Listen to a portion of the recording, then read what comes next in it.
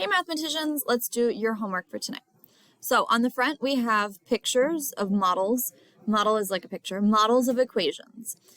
So you are going to write what you see. I see a rectangle that is x and 11 long. So x and also plus 11.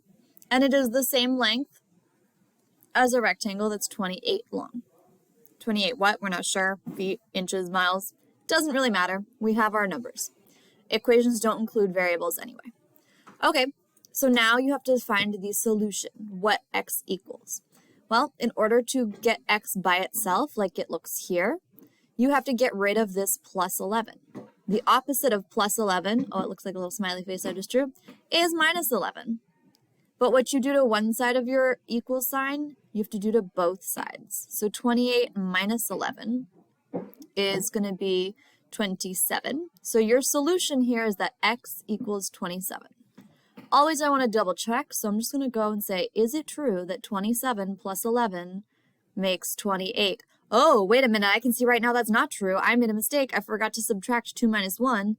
That is a 17, so that's a great example. We'll pretend I planned that. That's a great example of why you got to double check your solution. Now I'll double check my new solution, 17. Does 17 plus 11 make 28? Oh yes, okay, I feel better about that. That's my final solution. So make sure you're double checking your work because sometimes you do make silly mistakes like that, or sometimes you forget to do the opposite and you say plus 11 again. Double checking your work and plugging in what you think the solution is will help you catch those mistakes in the moment. Okay, so same deal for the front page. This one right here is a handwritten, it's a different type of model. I have a key right here that tells me these are positives, these are negatives. When you write the equation, you're literally just writing what you see, and then you're going to try and solve it.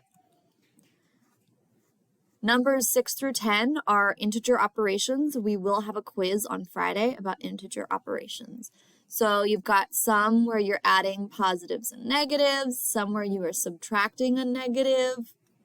Number 8 is multiplying. So we have 3 times negative 2, that makes negative 6, times negative 4.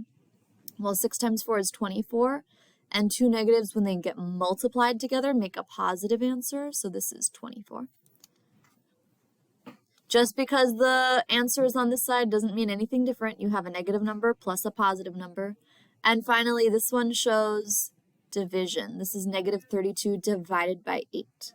The rules for multiplying with negatives are the same as the rules for dividing with negatives. So if this is a negative and this one's a positive, then your answer is going to be a negative number. Whatever 32 divided by 8 is, negative that number. All right, those are your homework help hints for today.